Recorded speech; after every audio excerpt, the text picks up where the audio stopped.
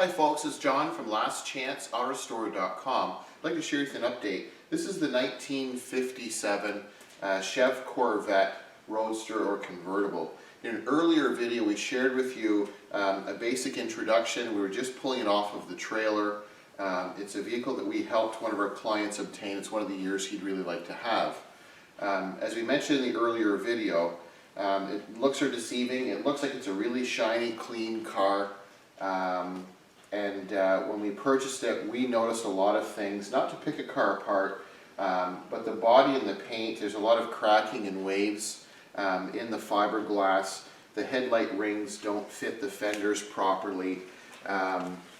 So basically what we're doing is we're just doing a basic assessment of the car right now. The camera, I'm not sure if it'll be able to pick it up, but there's a lot of pitting and chunks missing out of this front chrome strip. Going all the way across the front.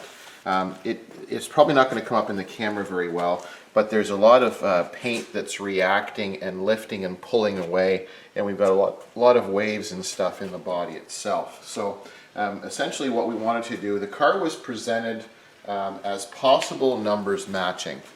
So we did some preliminary work and some preliminary research, and it's a typical, I would call it an American restoration. What I mean by that is there's a lot of people that get caught up watching things like Barrett-Jackson, and they watch them on television and they say, wow, it's such a nice car and it sold for X number of dollars and it seemed like a value. Normally what we see is not a true or proper ground-up restoration. We see a lot of cosmetic repair and things that you look and touch visually. You get the impression that it's a total ground-up restoration. But as you go into the vehicle further or look at it closer, where you crawl underneath and things of that nature, you'll notice that it's not to the level that you would expect it to be. Now, we knew going in, we crawled underneath this car. Nate and I checked it over very thoroughly before we made an offer to buy it for our client. So essentially we had a pretty good idea of what we were getting into. So we have a very rare, it's a 57. This is a rare color and a rare color combination. It has like a cream beige cove. It has the beige interior with the beige top. This color combination, with the research we've done so far, it appears to be only one of 3 ever made for the world.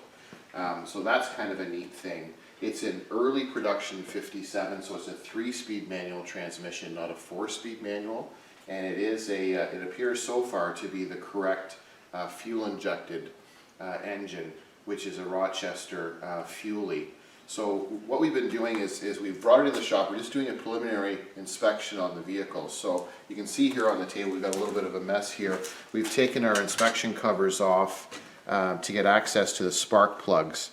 And it was running a little rough, so we wanted to look at the plugs, and they're carboned up and fouled up pretty good. So we know that it's not running as smoothly as it should be. It does have the correct R43 AC Delco plugs. So we have the air cleaner off, and then we're investigating the numbers. So essentially there's several different numbers. There's obviously the serial number to the vehicle, there's a number on the frame, there's a number on the engine block, and it continues. So you'll notice we have, for example, here on the table we have the front fan blade, and the pulley is removed because the camera person, if it comes around to the engine bay area, one of the numbers that we get, and you can see right here at the front where the water pump is, hopefully the lighting is adequate, the water pump has an actual casting number and it's date coded. So the only way to find that number is to remove the fan and the pulley to get access to the number that's at the front. The camera won't be able to pick it up, but we have that number. And then when we're looking at the engine bay, we have the number, the casting number, which appears to be date code correct, so we have the right engine. And then there's several other numbers that we're going to be doing research on. We remove the valve covers to get the numbers off of the heads.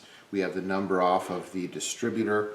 We have the numbers in several of the main components that you need to investigate, things like the generator and things of that nature. So essentially what we're doing is we're just doing the evaluation stage. The car hasn't been driven for a while, so you can see here at the front we've pulled we've got it on axle stands. We've pulled the drums off. It's a four-wheel drum brake setup. The bearings are all worn, not packed properly in the old style, so we're going to improve on that. We've got both of our brake wheel cylinders are leaking in the front, so we've ordered those. So what we're going to do is the mechanical part, a lot of the detail work, pardon me, has been done underneath, but the mechanical stuff where you have that much play in the bearings, we want to be able to deal with that. So we've got all the numbers from the transmission, the rear differential, and all of those things. So we'll be doing research on that. And as we come around to the back, this is our back driver's section. You can see once again we've pulled the drum, we've taken the measurements. The brake lining or the shoes look fine. Everything seems to be normal with the springs on the rear. As we come around the back, you can see how pretty the style is. We've got the fuel injection correct label or logo. And then when we're on this side, which is the passenger rear side, same idea. A little bit of buildup of rust and dirt, but nothing crazy. And then it has the a reproduction paint blob like the factory would have done going down the assembly line. Now if we come up, if the camera person can go up this passenger front side, and we'll look at this this wheel section here. So essentially, a lot of things in the front suspension and steering haven't been done correctly. So I'm not sure if it was more of a rush job to get it back together, but you can see cosmetically they've got some nice appearance stuff if you were to look inside the wheel well and the brake lines and your flex lines. But things like steering and suspension, bushings are worn, and we've got a lot of play in the steering section.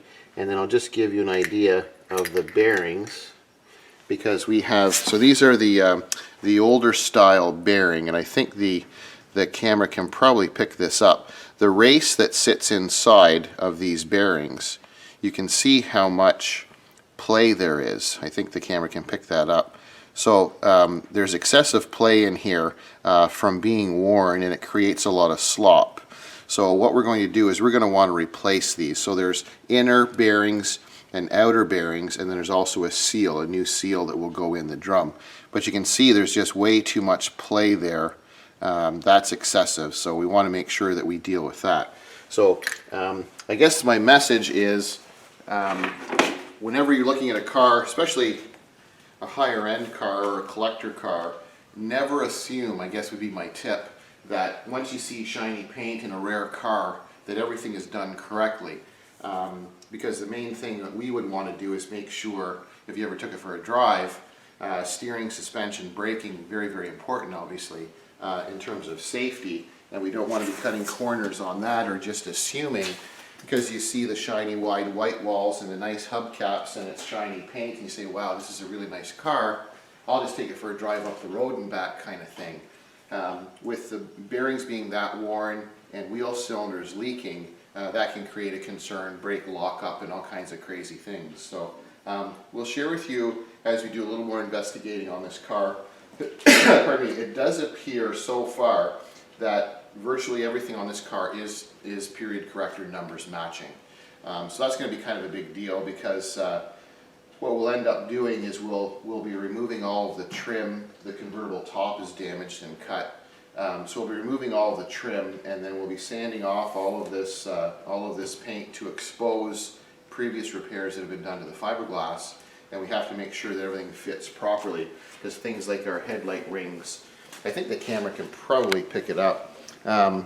Here on the side, the ring is sticking out a little bit, and then as you come along this way, I think if the camera person came, I'll get it out of the way, I think you can see that, so where the body is, and you can see this gap. So if you're running your hand across there, you're actually going to hit this edge or this rim. It's not fitting at all. So whoever did the body work on this, there's probably repair, I'm assuming, done to this front section.